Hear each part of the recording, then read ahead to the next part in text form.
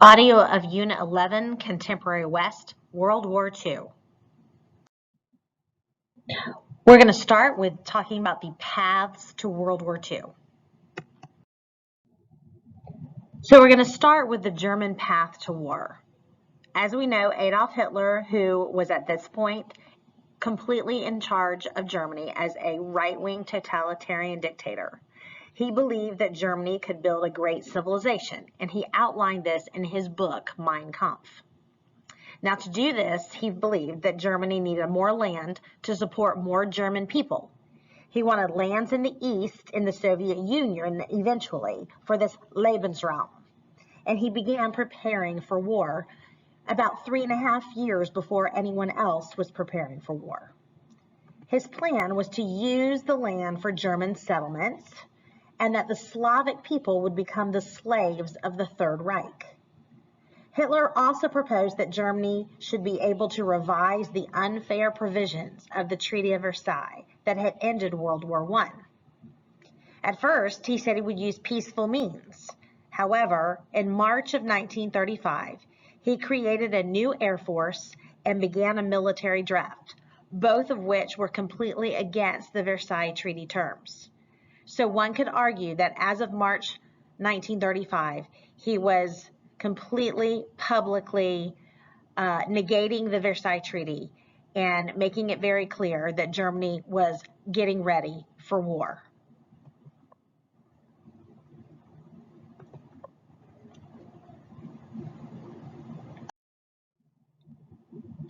France, Great Britain, and Italy had condemned Hitler's moves early on, but due to the problems at home caused by the Great Depression, they were not prepared to take action at this point.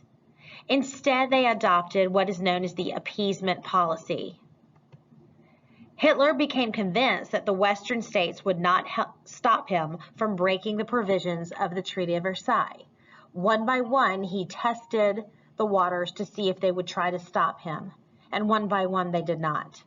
Now, appeasement, as you see, it was the beginning of the policy, one based on the belief that if European states satisfied the reasonable demands of dissatisfied states like Germany, that the dissatisfied states would be content and peace could be preserved.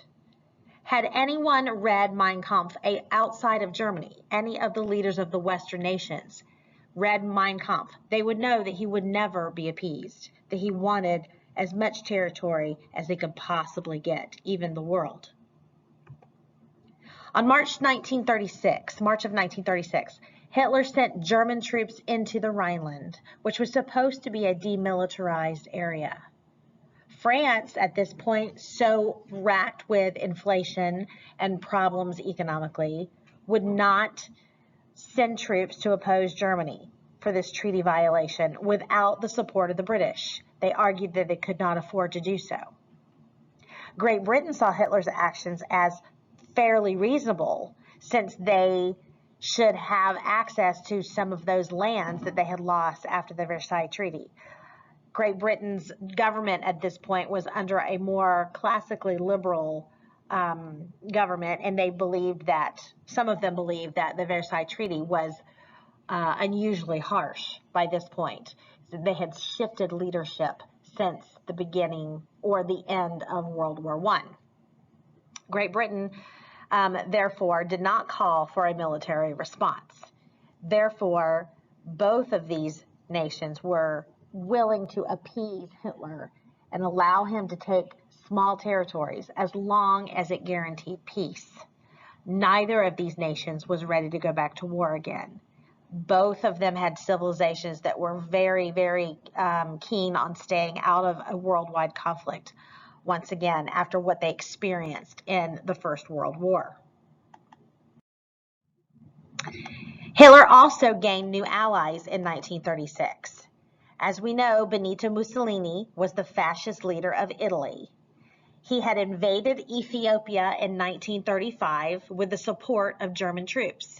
Now, this was the third time that Italy had tried to take over Ethiopia, having tried 2 other times back in the 1890s with no success. This time they finally got control over Ethiopia, and the costs were heavy.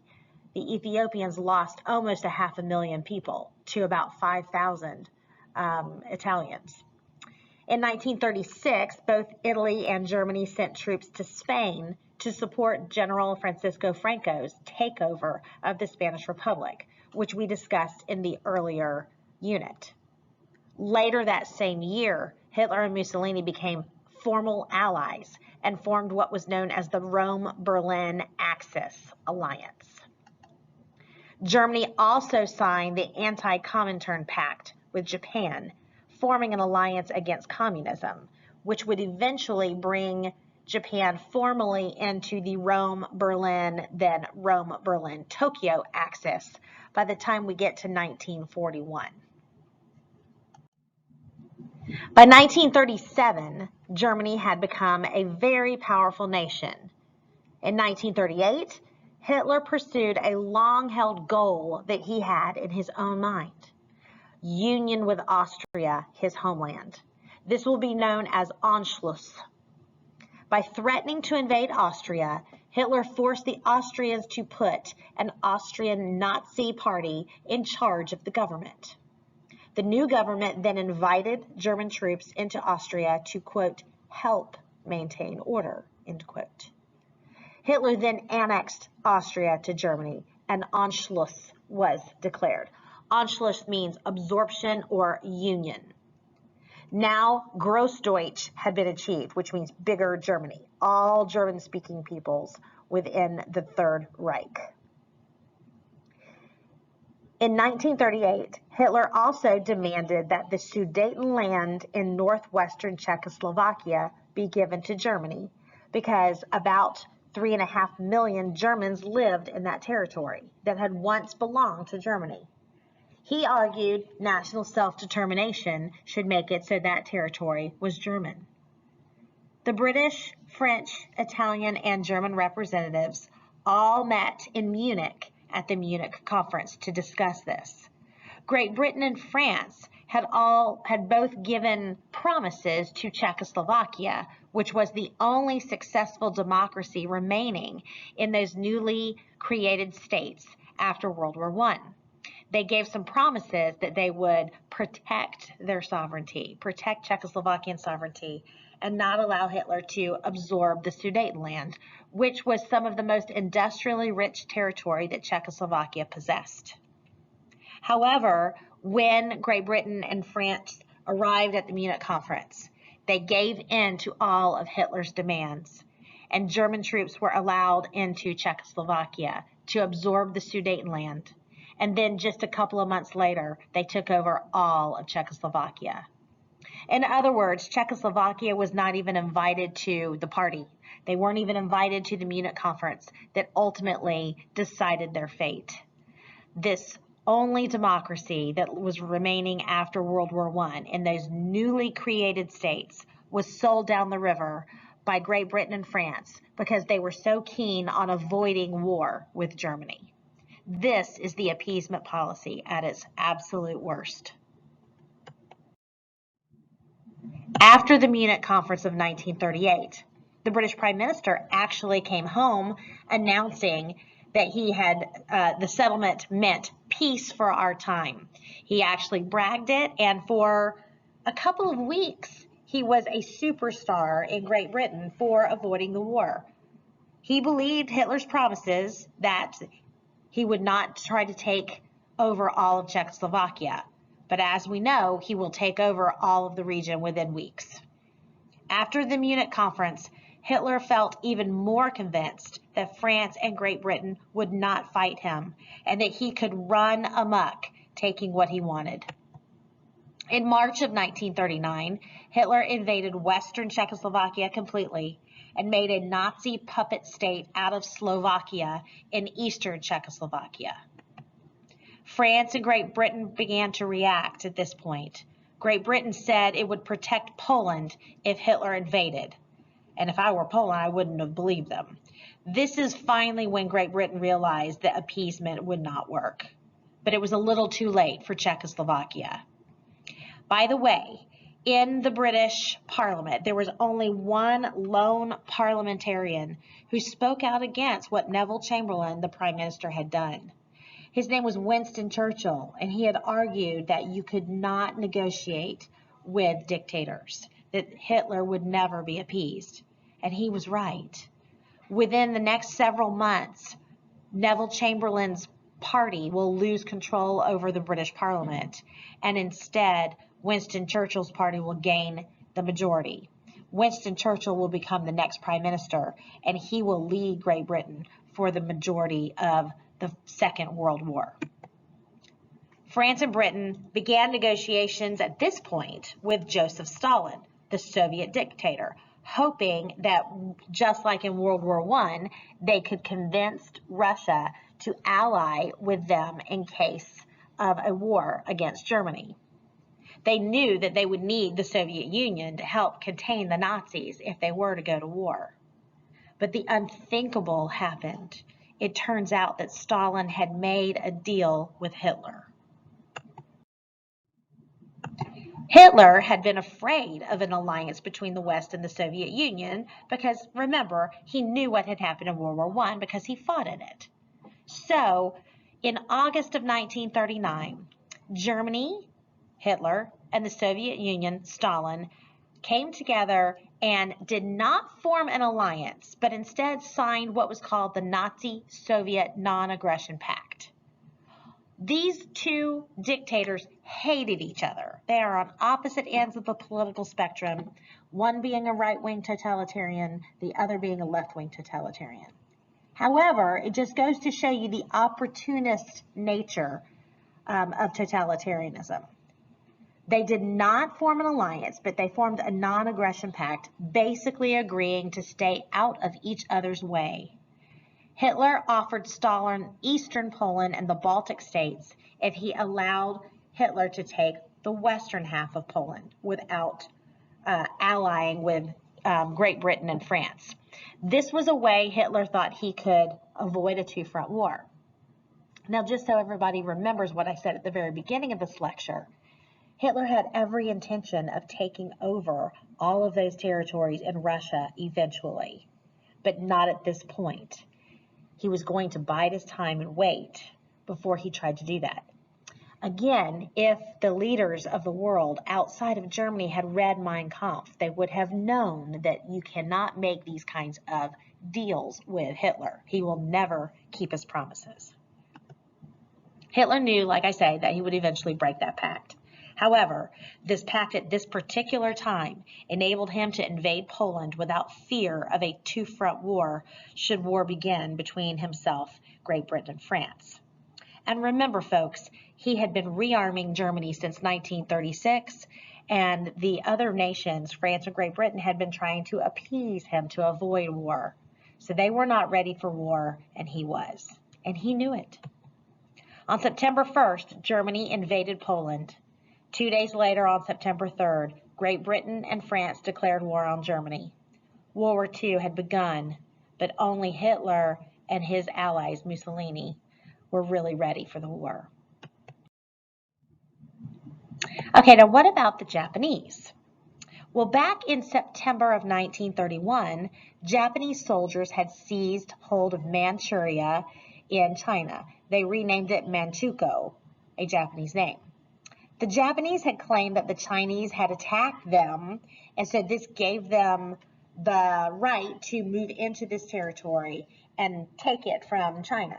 In fact, the Japanese had staged the attack themselves, disguised as Chinese soldiers, so they would have a reason to go in and take this territory. When the League of Nations investigated this attack, they condemned it. They recognized what Japan had done, but Japan would not adhere to anything that the League had said. In fact, they just withdrew from the League. Remember, the League of Nations was weak because the U.S. didn't belong to it, and because the major members of the League were appeasing the dictators in Western Europe, Hitler and Mussolini. So Japan really had no qualms about staying in the League of Nations and withdrew quickly. The League of Nations quickly is falling apart. For several years, Japan strengthened its hold on Manchuria, which it renamed Manchukuo, as I said before. By the mid-1930s, militants had gained control over Japanese politics in Japan, and the United States opposed a Japanese takeover of Manchuria. But we did nothing to stop it because we had signed a number of neutrality acts, which said that we were not going to get involved in conflicts abroad while we were still suffering from the Great Depression. So the United States had adopted a policy of splendid isolationism, while Japan started to run amok in the Pacific region. By 1937, Japan took over and invaded most of China. A Chinese leader, Chiang Kai-shek, tried to avoid a war with Japan. He was more concerned with the threat from the Chinese communists that were fighting against him under Mao Zedong. He tried to appease Japan by allowing the Japanese to occupy parts of northern China. But as I said before, Japan moved steadily southward. And in December 1936, Chiang Kai-shek formed a united front against the Japanese with the communists. But it only lasted for about 7 months, because in July 1937, the Chinese and the Japanese clashed south of Beijing, the capital city, and the Japanese seized control of the capital. At the time, it was called Nanjing, and the rape of Nanjing is what this seizure was called, because the Japanese used horrible tactics against the civilian population, raping, pillaging, women, children, you name it. Chiang Kai-shek refused to surrender and moved the capital to another place, but the majority of China was now under the thumb of the Japanese. Japanese military leaders wanted to establish a new order in East Asia. The order would include Japan, Manchuria, and China as a new Japanese Asian empire. The Japanese thought that, as the only modernized country in the Pacific, they could guide the other East Asian nations to prosperity under their dictatorship. The Japanese planned to seize Soviet Siberia also, so during the 1930s, Japan began to cooperate with Nazi Germany, and it became the Rome-Berlin-Tokyo axis eventually as an alliance. The Japanese thought that they and Germany could defeat the Soviet Union and divide its resources eventually. The Nazi-Soviet Non-Aggression Pact forced the Japanese to rethink their goals. However, when Hitler goes against the Non-Aggression Pact in 1940, that's when the Rome-Berlin-Tokyo axis will finally be proclaimed, and Japan will be added to the Axis powers. The Japanese needed natural resources badly. They were an island country, an archipelago in the Pacific, and they lacked resources, especially petroleum. They looked to expand into Southeast Asia for those resources. At the same time, they knew that they risked strong response from European colonial powers and the United States, but they decided to take the risk anyways. So in 1940, the Japanese demanded the right to exploit economic resources in French Indochina and Southeast Asia. The United States responded by imposing economic sanctions or restrictions on trade that were intended to enforce international law, unless Japan withdrew from its borders of 1931, meaning getting out of China and getting out of Southeast Asia. The Japanese badly needed oil and scrap iron from the United States, so the economic sanctions were a very real threat. In the end, after long debate, Japan decided to launch a surprise attack on the U.S. and European colonies in Southeast Asia. The Axis powers attack, Europe and Japan at war. The 1939 invasion of Poland by Germany, starting September 1st, 1939, took just 4 weeks. The speed and efficiency of the German army stunned the world. Hitler had developed a new kind of warfare because he couldn't afford to get bogged down in trench warfare or stalemate warfare again, just like they had in World War I. So instead, he developed a new kind of warfare called Blitzkrieg, lightning war. The Germans used panzer divisions, strike forces of about 300 tanks, followed up by infantry soldiers that were supported by the Air Force in the air. So it was kind of a three-pronged attack. Usually, step one, the attack started with the air assault, with the Air Force going and bombing the target. Step two was for the panzer tanks to push in and penetrate the front lines, knocking a hole in them, with the infantry marching behind them. And step three was encircling them. Moving very quickly, the original shock and awe.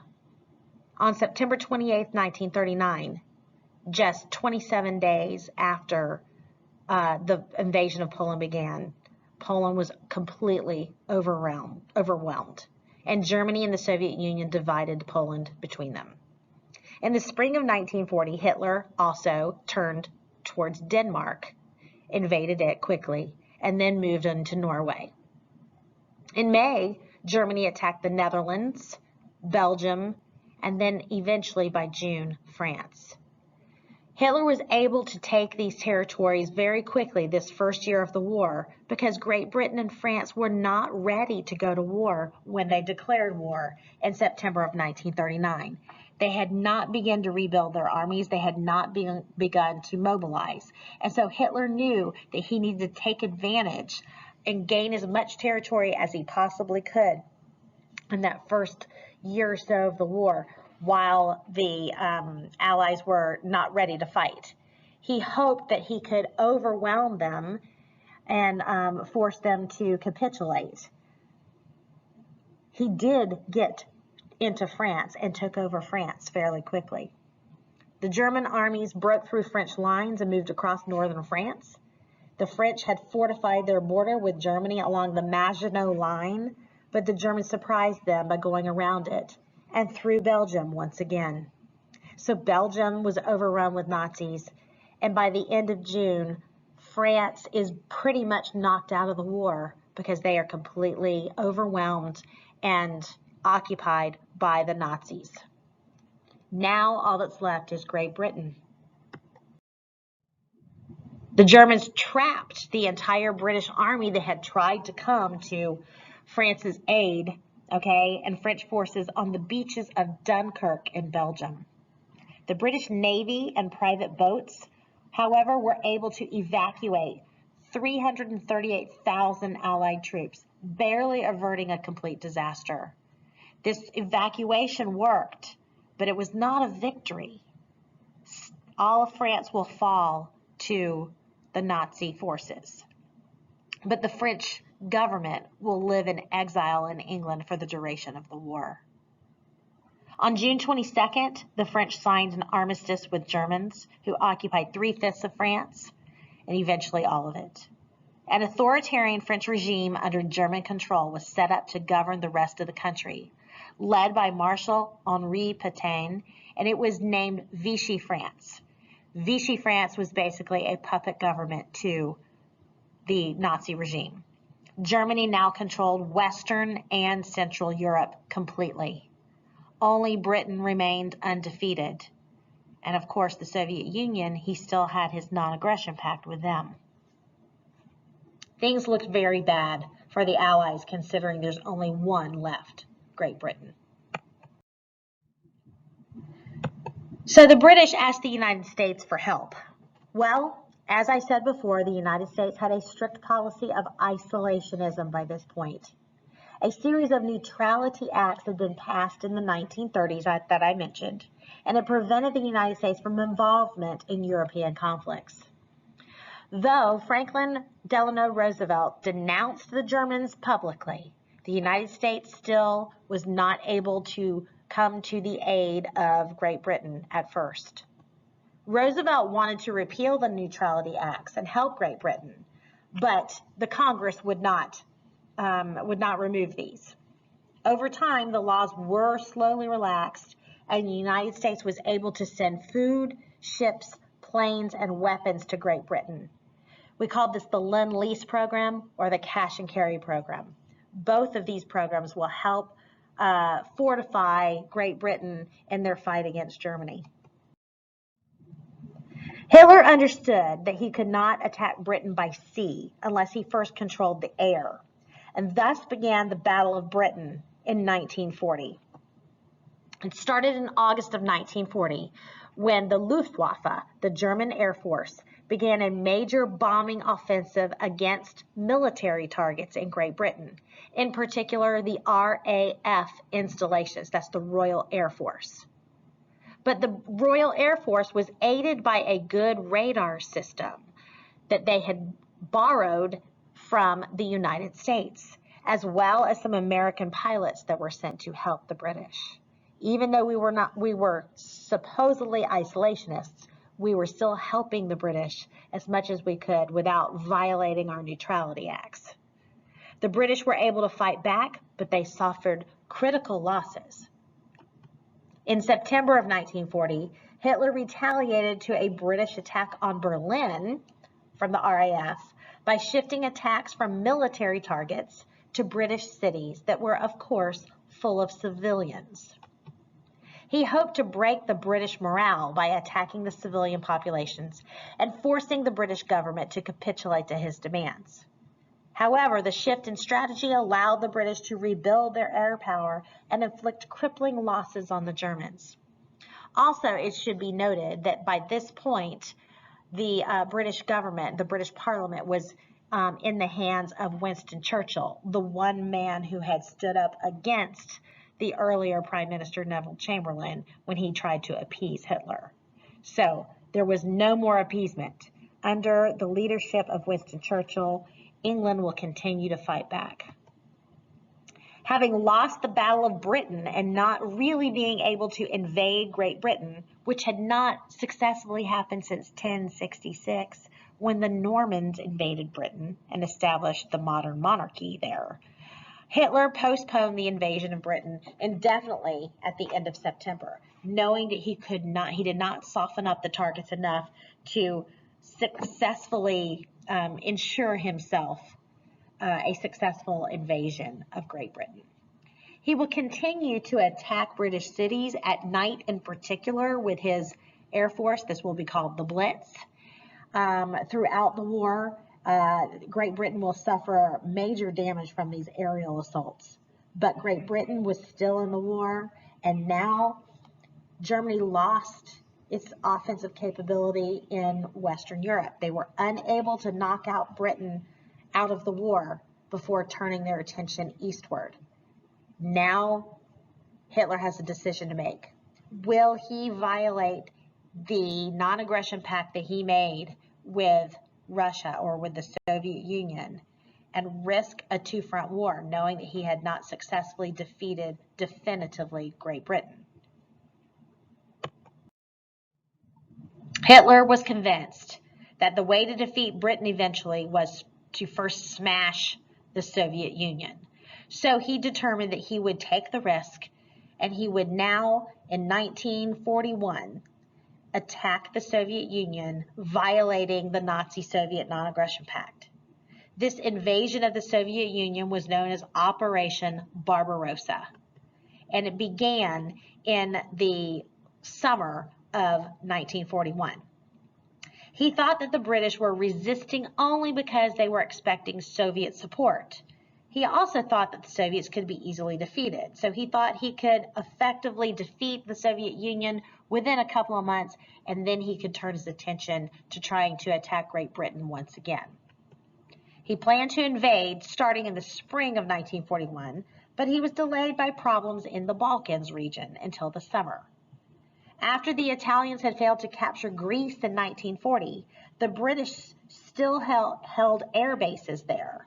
So Hitler had to go in and seize Greece and Yugoslavia in April of 1941 before he could launch his invasion of the Soviet Union. So this delayed him a bit. Hitler will start his invasion of the Soviet Union instead in June of 1941.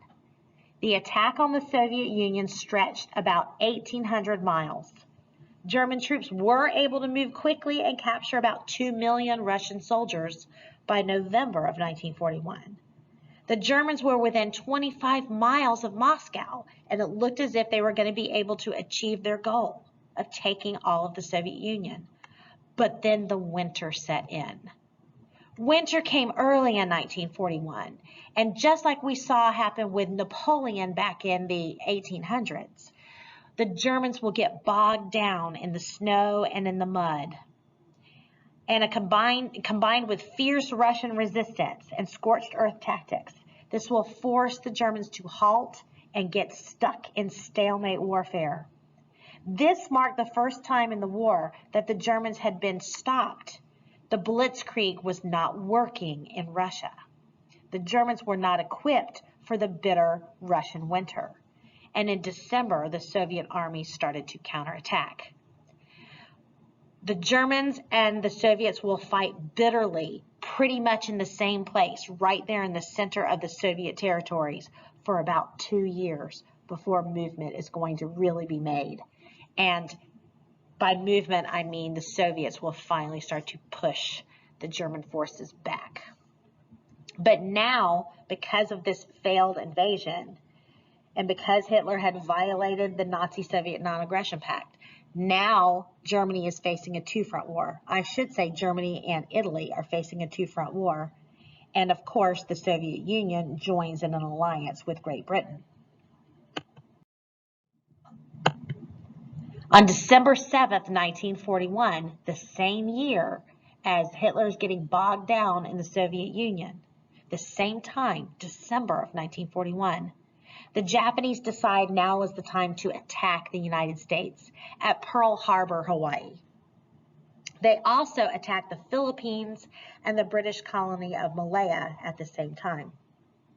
Soon after, they invaded the Dutch territories in Southeast Asia. In spite of some fierce resistance in places such as the Philippines, by the spring of 1942, the Japanese had controlled almost all of Southeast Asia and much of the Western Pacific. That's one of the reasons why they attacked the U.S. in December of 1941, to try to knock the U.S. out from being able to defend their economic interests in Southeast Asia. And so the Japanese could run amok in that region. The Japanese, however, by attacking the United States, guaranteed that the U.S. would finally enter the war on the side of the Allies. And now things will be a whole lot different than they were at the beginning of 1941. The Soviet Union has entered the war on the Allied side, as has the U.S. The Japanese created what was known as the Greater East Asia Co-Prosperity Sphere, which included the entire region under Japanese control. Japan announced its intention to liberate colonial nations in Southeast Asia, liberating by really meaning that they're taking over because they needed the natural resources. The Japanese treated the occupied countries as conquered lands and treated the local populations very poorly, just like they had in China with the rape of Nanjing. The Japanese thought that their attacks on the U.S. fleet would destroy the U.S. Navy and lead the Americans to accept Japanese domination of the Pacific. But it had the exact reverse effect. The attack on Pearl Harbor had the opposite effect. It united the American people and convinced the nation that it should enter the war against Japan first. On December 8th, we will declare the war against Japan. Hitler thought that the Americans would be too involved in the Pacific to fight in Europe, but he also was concerned about if the U.S. did join in the alliance with Great Britain and the Soviet Union, that he wanted to make sure that the United States was fighting on two fronts instead of on one. So 4 days after Pearl Harbor, Hitler declared war on the United States. By doing so, however, he did not realize his error. He guaranteed that the U.S. would join in the alliance with Great Britain, and the focus would actually be on attacking the European theater against Germany first, and then moving on to take care of Japan and the Pacific. he miscalculated once again. World War II had now become a global war. So I want to reiterate to you guys that World War II, by the end of 1941, is a completely different war than it was at the beginning of 1941. Hitler was sitting on top of the world at the beginning of 1941. But by the end, he has a two-front war, and he has the United States has also been brought into the war. Soviet Union and the United States now join with Great Britain and as an allied powers. Of course, the French government living in exile against the Axis powers of Germany, Italy, and Japan. The Allies advance. A new coalition was formed now called the Grand Alliance, which we usually just refer to as the Allied powers. It included Great Britain, the Soviet Union, and the United States. The three nations agreed to focus on military operations and ignore political differences for the duration of the war. They agreed in 1943 to fight until the Axis powers, Germany, Italy, and Japan, surrendered unconditionally. At the beginning of 1942, the Germans continued to fight the war against Britain and the Soviet Union. The Germans were also fighting in North Africa.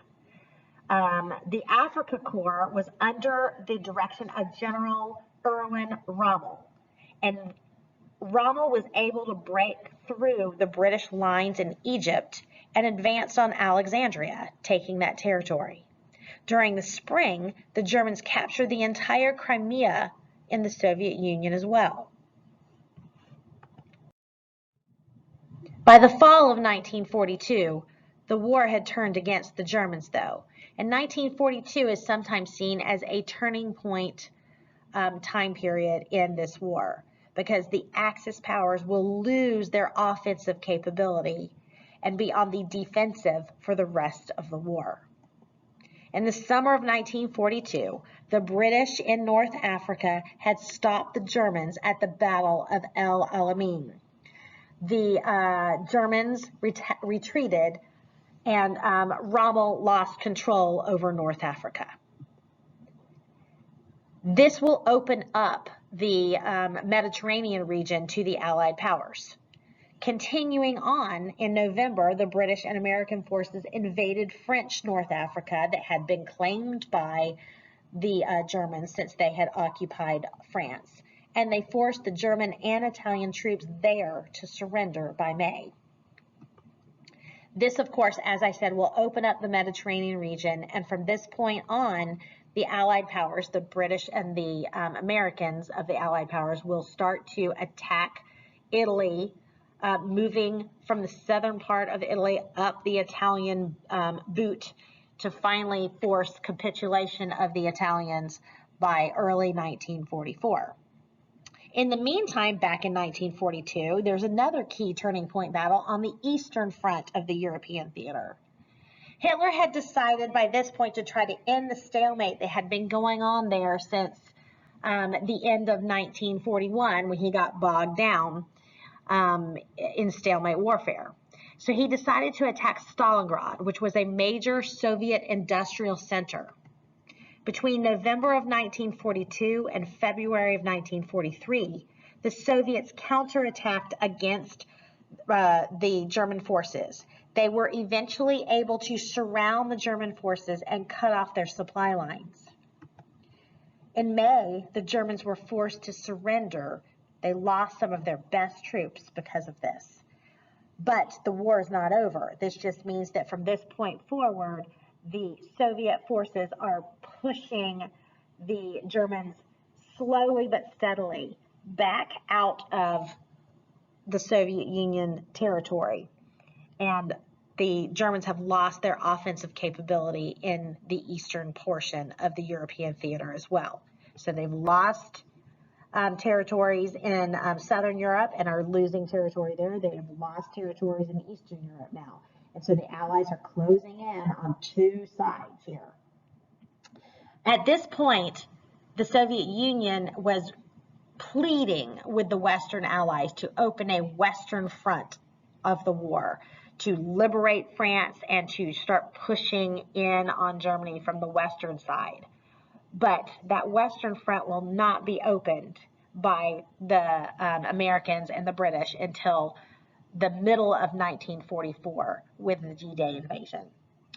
Stalin never forgave the Western Allies for not opening up that front sooner. And so for about 2 years, the Soviet forces will be fighting the brunt of the German army by themselves. Hitler realized that he would not be able to defeat the Soviet Union after the loss at Stalingrad. Another key battle in 1942 was in the other theater of the war, in the Pacific. In 1942, the Allies had their first successes in the Pacific. In the Battle of the Coral Sea in May, American naval forces stopped the Japanese and saved Australia from an invasion of Japan. An invasion from Japan, I should say. In June, the Battle of Midway Island was the turning point in the Pacific War. U.S. planes destroyed 4 Japanese aircraft carriers and established naval superiority in the region. By the fall of 1942, Allied forces were about to begin 2 major operation plans against Japan. This will be known as the Island Hopping Campaign. One of these was led by General Douglas MacArthur of the U.S., and he would move into the Philippines through New Guinea and the South Pacific Islands. The other would move across the Pacific, capturing some of the Japanese-held islands and ending up in Japan. Japan has lost its offensive capability after the Battle of Midway Island, as their influence will be rolled back as the U.S. go on these island hopping campaigns. There will be bitter fighting and costly battles. Many men will be lost in the process on both sides. By November of 1942, after fierce battles in the Solomon Islands, the Japanese power in the region was starting to diminish. Now let's discuss the last years of the war. Now that we've had the turning point where the Axis powers had lost their offensive capability, now let's talk about how the final nail is put in the coffin. Remember, 1942, by the end of 1942, they've lost their offensive capability, but we are still 2.5 years until the end of the actual war. So let's talk about these last 2.5 years. By early 1943, the tide had turned against the Axis forces. In May, the Axis forces surrendered in Tunisia in northern Africa. The Allies then moved north and invaded Italy in September. Winston Churchill, Prime Minister of England, called Italy the soft underbelly of Europe, the weak link in the Axis powers. After the Allies captured Sicily, Mussolini would be removed from office. The King of Italy arrested him, and the people of Italy turned against Mussolini. A new Italian government offered to surrender to the Allies.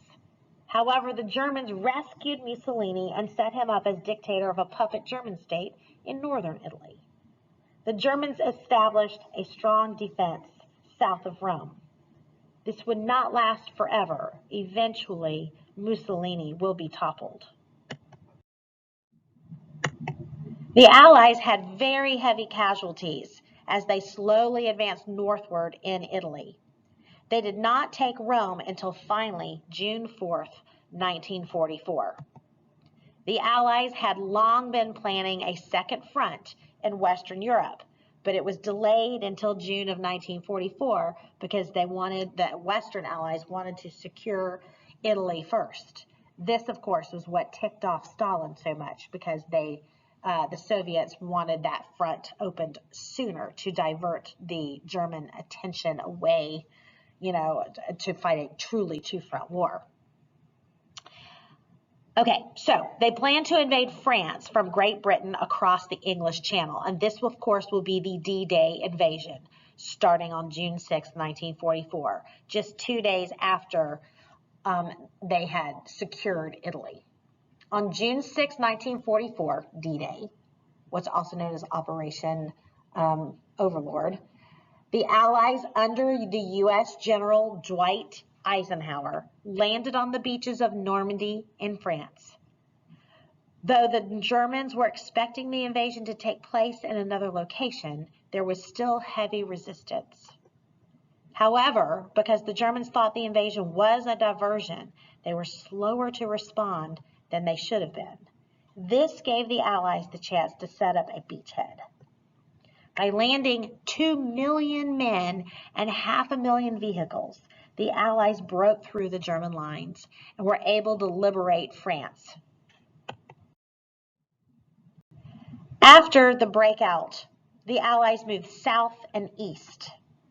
French resistance fighters rose up in the German-occupied Paris to turn on their German-occupied government. Paris was liberated by the end of August. And in March of 1945, the Allies crossed the Rhine River and laid claim to all of France. The French government that had been living in exile in England now had its country back. In the north, the Allies linked up with the Soviet army that was moving from the east. Meanwhile, the Soviets had turned the tables on the Germans throughout 1943. They soundly defeated the German troops in July at the Battle of Kursk, which was a huge tank battle, the largest tank battle ever in history.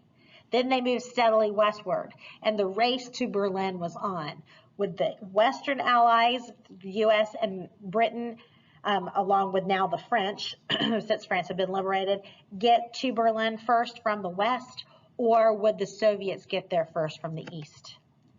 By the end of 1943, the Soviets had reoccupied Ukraine, and by early 1944, they had moved into the Baltic states. In the north, Soviet troops occupied Warsaw in January of 1945 in Poland and entered Berlin in April 1945. They were the ones that got there first. The Soviets got there from the east first. Along a southern front, the Soviets swept through Hungary, Romania, and Bulgaria as well, rolling back the Nazi influence in all of those areas. The last years of the war. By January of 1945, Hitler had moved into an underground bunker in Berlin. Earlier in December of 1944, he had launched one last-ditch offensive at the Battle of the Bulge in Belgium against the Western Allies.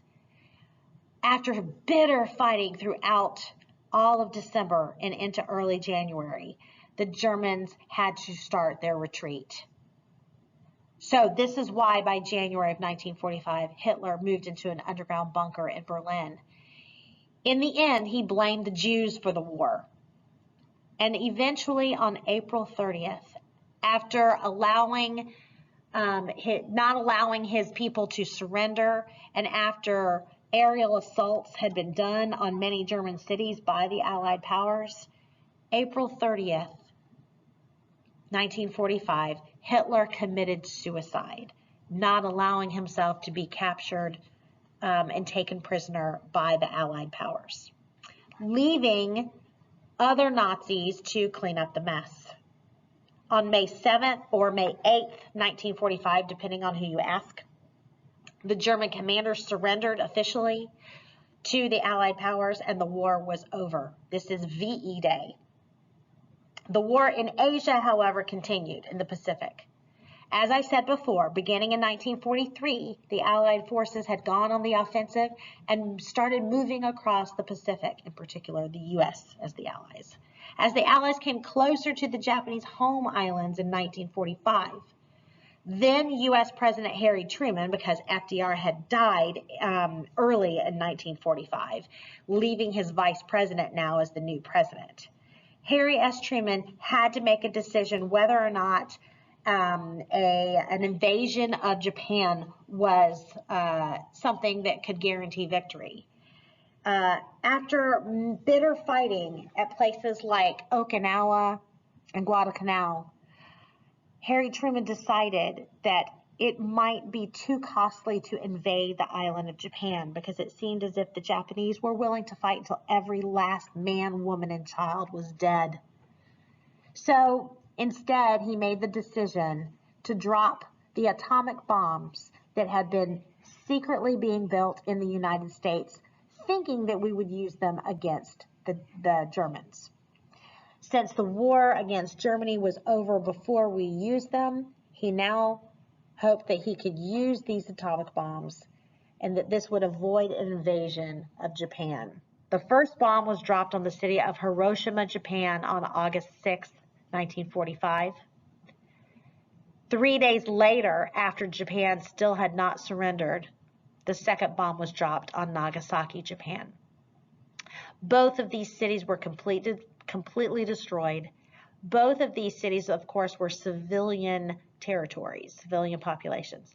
Thousands died immediately, and thousands more will die later of radiation sickness and cancers.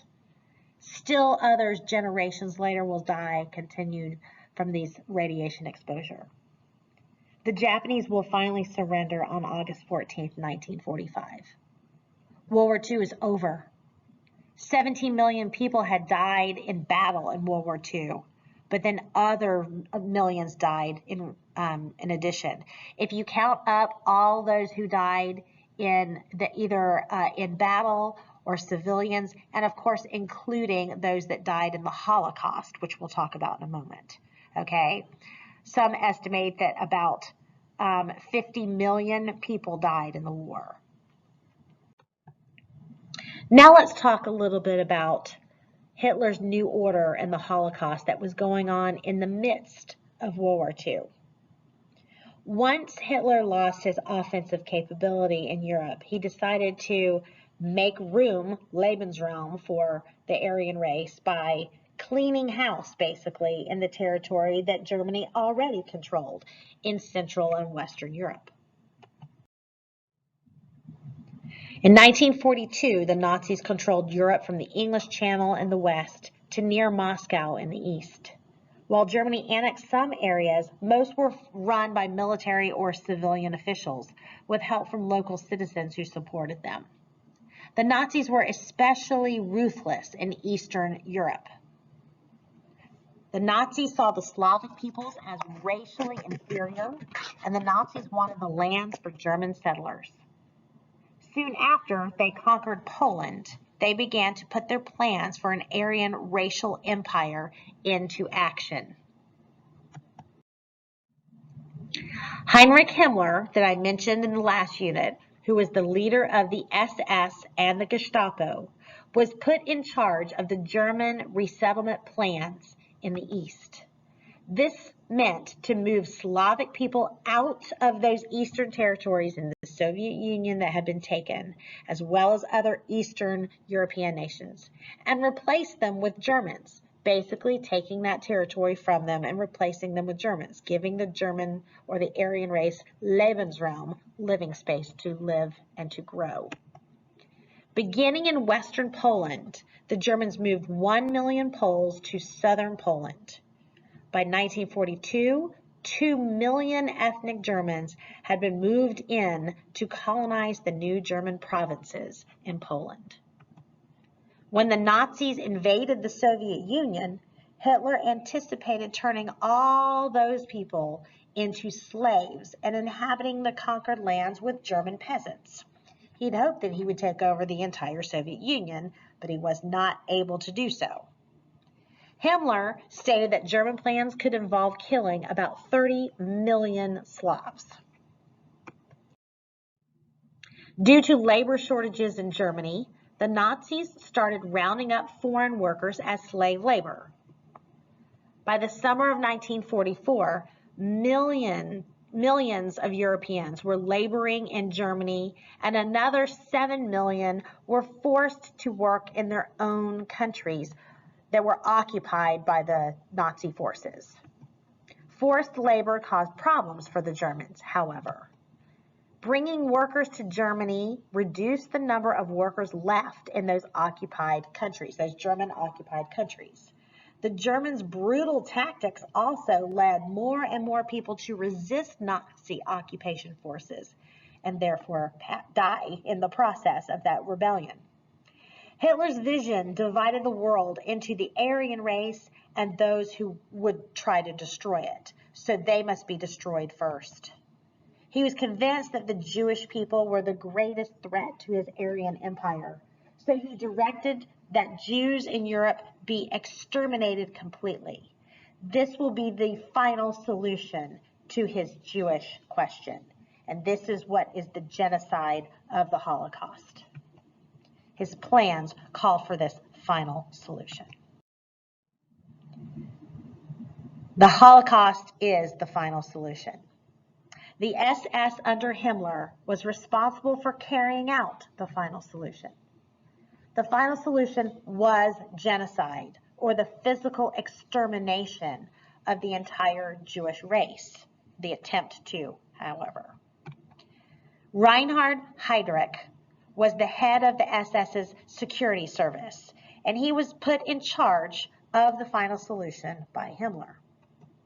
He created special forces called Einsatzgruppen to carry out the Nazi plans. When Poland fell, he ordered all Jews rounded up and put in terribly crowded ghettos in a number of cities. The Nazis tried to starve the Jews in that region. Some of the ghettos organized resistance against the Nazis, and like the Warsaw Ghetto. But when resistance was put up, the Nazis would clean out the ghettos, thousands would die, and the rest would be loaded up into train cars and shipped to concentration camps, where they would work as slaves first, but then eventually where the camps would be converted into death camps to exterminate the Jews. In June of 1941, the Einsatzgruppen began acting as mobile killing units. They followed the army, rounded up all Jews, and executed them. They buried the victims in mass graves. Perhaps 1 million Jews were killed in this way just in June of 1941, between June and the end of 1941, However, the Nazis found that this process was too slow, and according to the Nazis, it, quote, wasted good bullets on the Jews that they needed for the fighting in the war. So the next step would be to build death camps. These were efficient, using industrial processes to kill thousands of people at one time.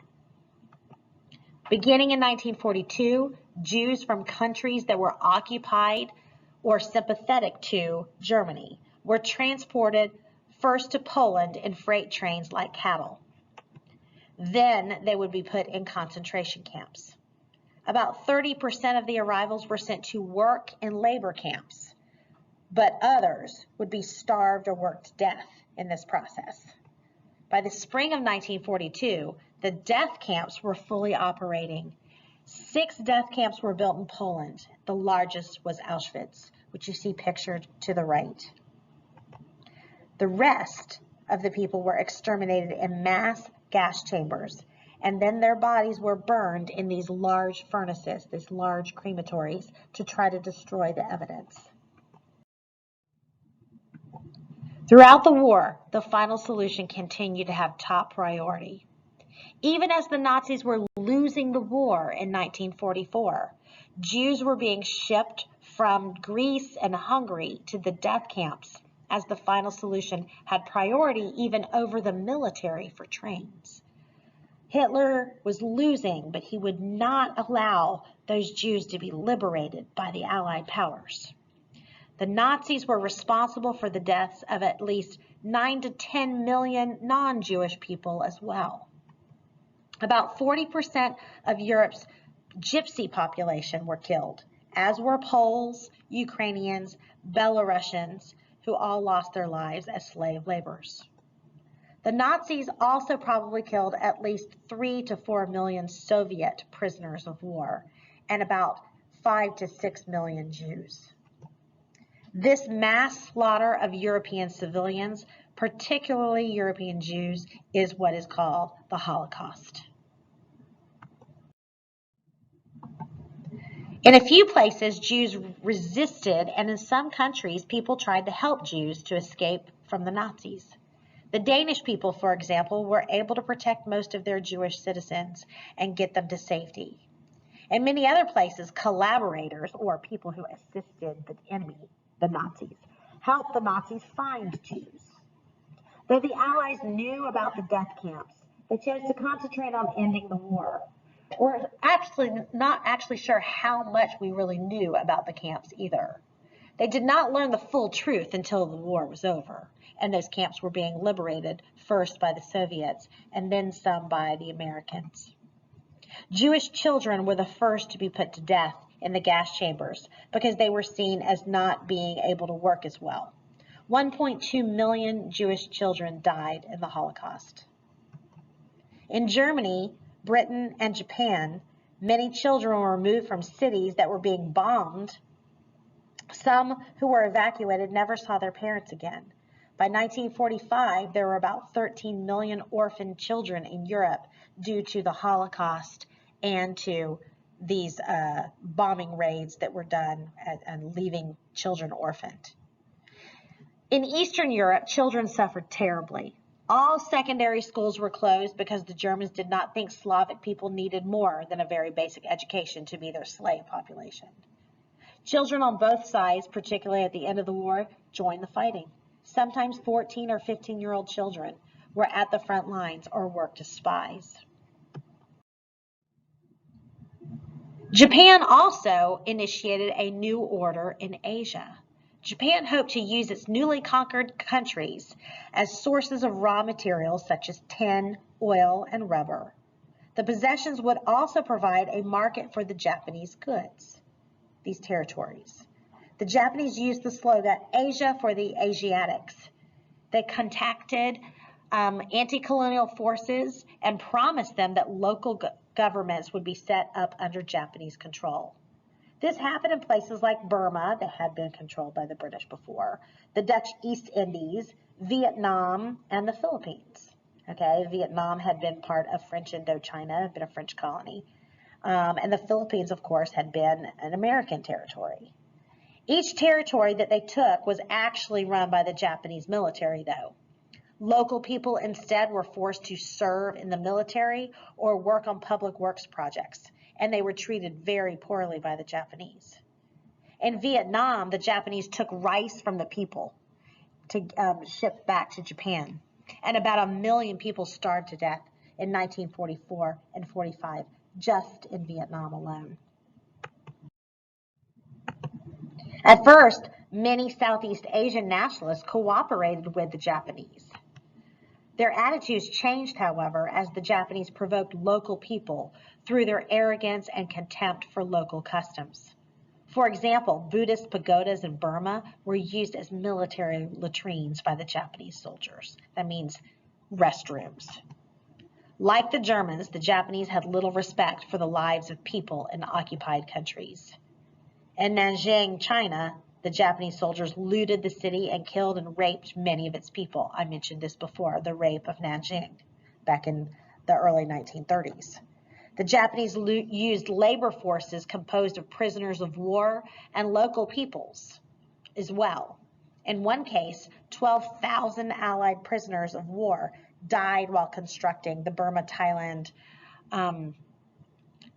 bridges and public works in 1942. Nationalists in occupied countries were conflicted. They did not want the former colonial powers to return if Japan was defeated, but they did not like the Japanese either. Some, like Ho Chi Minh in French Indochina, also known as Vietnam, turned against the Japanese and worked with the Allies initially. Once the war was over, however, he would launch his own communist dictatorship in Vietnam. Others simply did nothing. By the end of the war, few people in occupied Asian countries supported the Japanese. There will be multiple problems in this area during the Cold War as a result. We'll discuss that more later. Now, what about the mobilization of peoples that happened as a result of World War II? Even more than World War I, World War II was a total war. Economic mobilization was even more extensive in World War II. The war had an enormous impact on civilian life in many parts of the world. In the Soviet Union, initial defeats led to drastic emergency measures. For example, Leningrad, which used to be called St. Petersburg, was under siege for 900 days. Over 1 million people died there due to food shortages. People had to eat dogs, cats, and mice.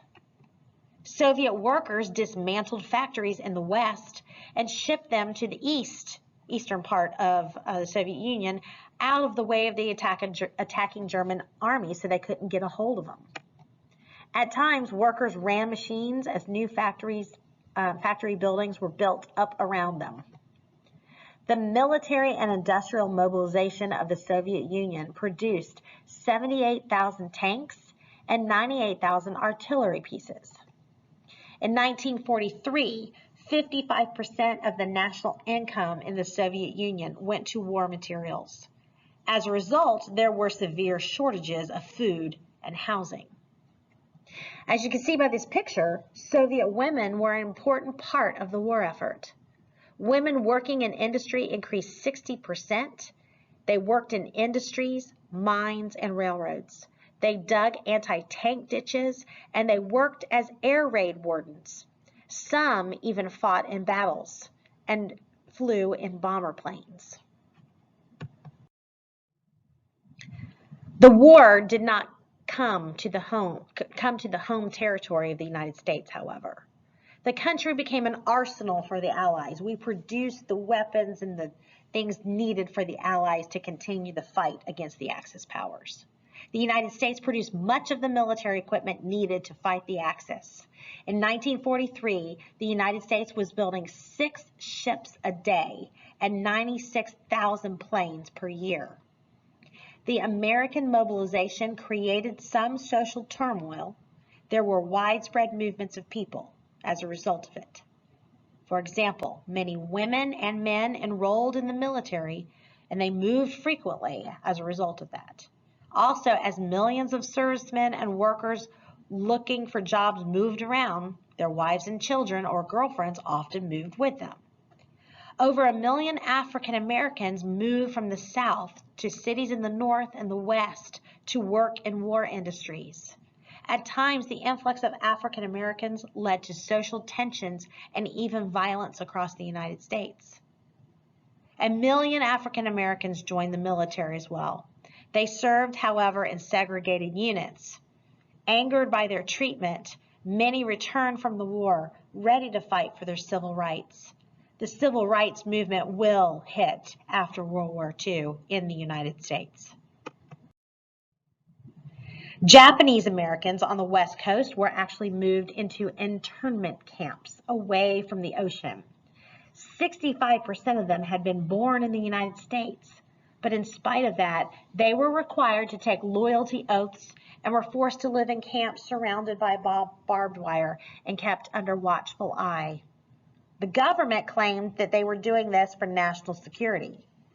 Of American descendants of the Axis power countries, Japanese Americans were the only group, however, to be put in the camps. German Americans were not put in the camps, and Italian Americans were not put in the camps. So many argue that there was a social Darwinistic or racist quality to who got put in the camps. And a lot of it had to do with the fact that the Japanese were seen to have outright attacked the U.S. soil at Pearl Harbor. In 1939, speaking of mobilization, in Germany, many civilians feared that the war would bring disaster. Hitler understood the importance of the home front, so he believed that the lack of civilian support had led to the German defeat in World War I, so he wasn't going to have that happen again. So to keep up public morale, Hitler refused to cut consumer goods production for the first 2 years of the war. He did not make them ration anything. This decision may have cost Germany the war, however. After defeats on the Russian front, the policy will have to change.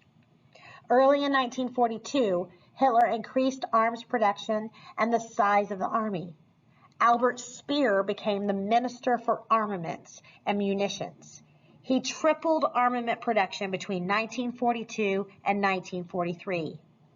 In July 1944, the German economy was totally mobilized. Schools, theaters, and cafes were closed. However, this came too late to avoid defeat. Before the war, Nazis tried to keep women out of the job market. We talked about that earlier, that the women were supposed to stay home and have babies for the Third Reich.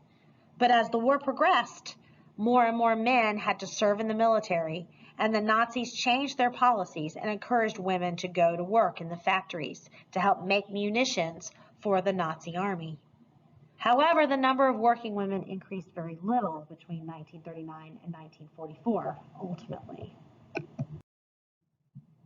Wartime Japan was a highly mobilized society.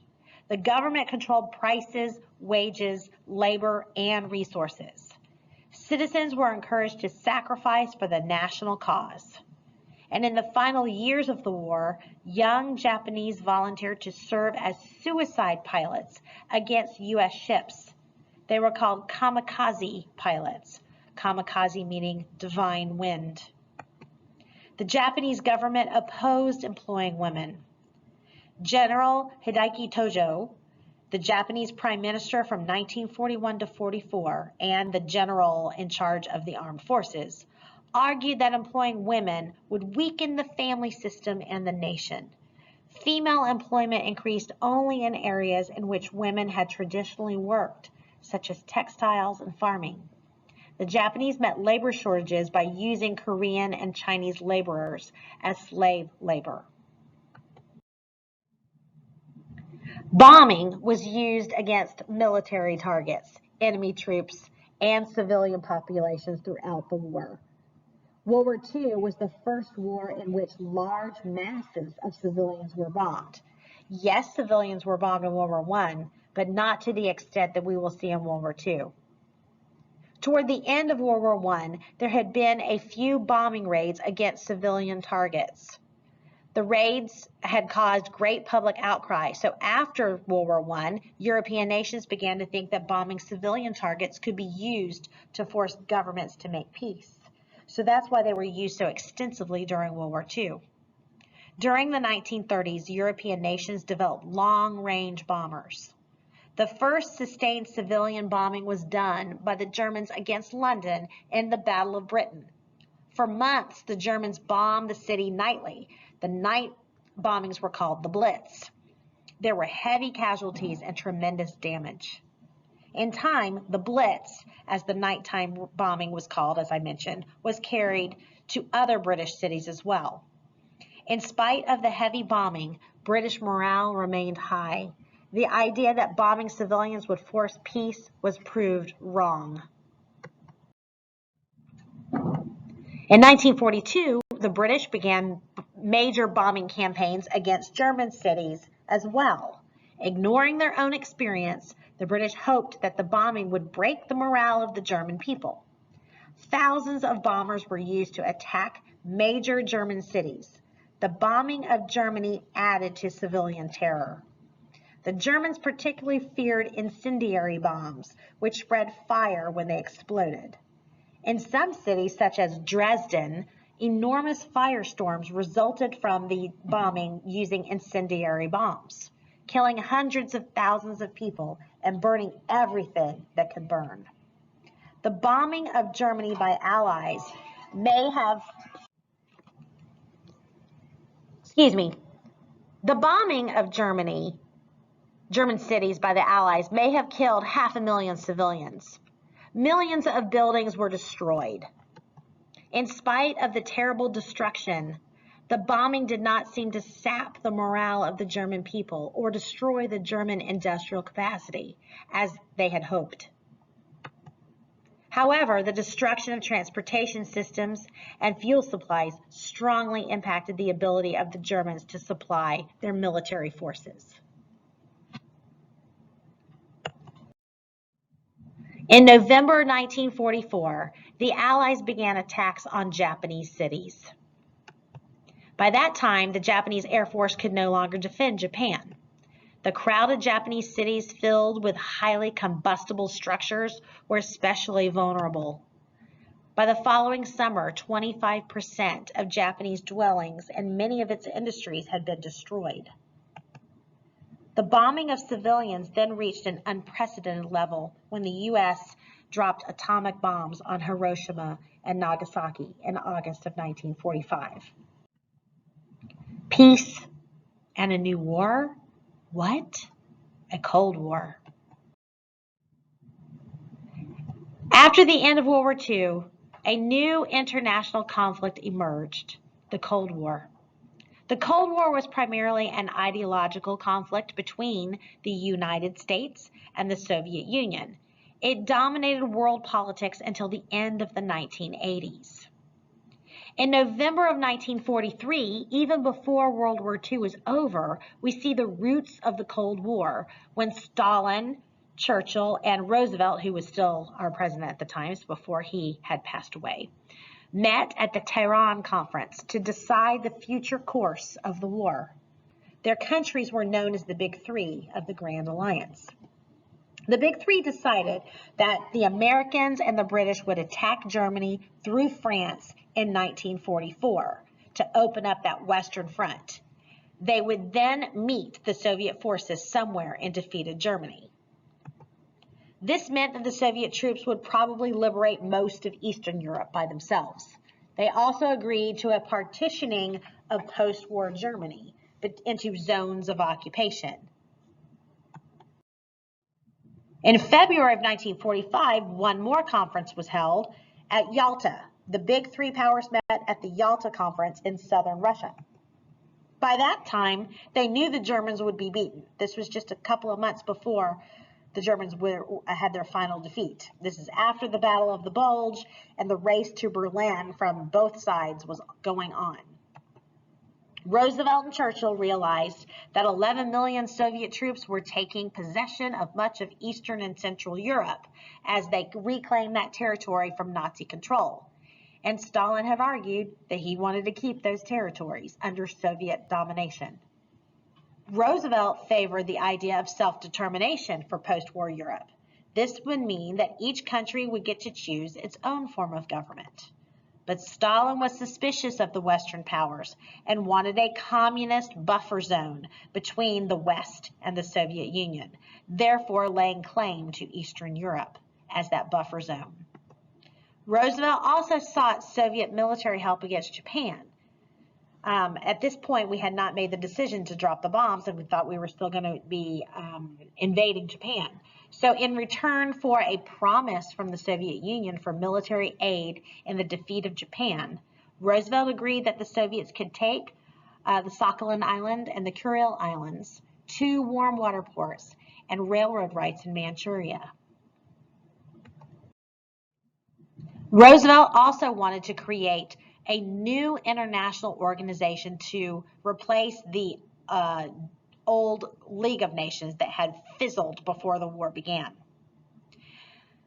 This would help resolve difficult international disagreements, hopefully through open diplomacy, hopefully more successfully than the League of Nations had done. The Big Three powers at Yalta accepted his plans and set the founding meeting of the United Nations to be in April 1945 in San Francisco. They would later move the official home of the UN to New York. The Big Three also confirmed at the Yalta Conference that Germany would have to surrender unconditionally, and they agreed to divide Germany into 4 zones of occupation.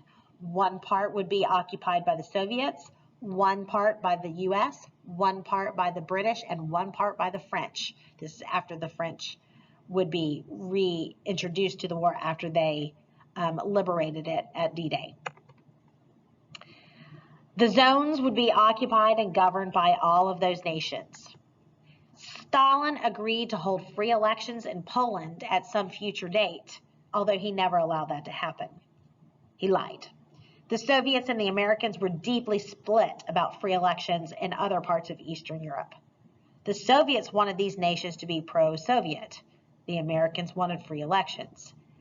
These conflicting goals were never reconciled and just set the stage for the future Cold War between the two world superpowers. The Potsdam Conference was the last of the conferences, and it was held in July of 1945. By this point, Roosevelt had died in April and was replaced by Harry Truman, his vice president, as the new president. And Truman demanded that free elections be held throughout Eastern Europe, once again making this demand. Stalin, of course, refusing once again to concede to that demand. Stalin wanted absolute military security for his country. He thought that this could only happen if all the Eastern European states had communist governments that were sympathetic to the Soviet Union. He saw free elections as a direct threat. He wanted instead to set up satellite states to the Soviet Union throughout all of Eastern Europe. The only way to force free elections in Eastern Europe would have been to invade the Soviet-held territory. As World War II had just ended or was just ending, very few people favored that course. The Allies agreed that the leaders who had committed crimes against humanity during the war should be tried for their crimes, though. In 1945 and in 1946, Nazi leaders who had not committed suicide or were not killed in battle were tried and condemned at the trials in Nuremberg, Germany. These trials were also held for war crimes, and they would also be held in other places like Japan and Italy. Many Western leaders thought that the Soviets intended to spread communism throughout the world. The Soviets saw Western policy, particularly that of the U.S., as global capitalist expansionism. So in March of 1946, after the war was over, Winston Churchill declared that an Iron Curtain had descended across the continent. This Iron Curtain divided Europe into two hostile sides. One free and democratic that was supported by the United States, and one under communist rule supported by the Soviet Union. Stalin responded by calling Churchill's speech a call to war with the Soviet Union, a Cold War. The world seemed to be bitterly divided once again. We'll discuss more specifics about the Cold War in the next unit.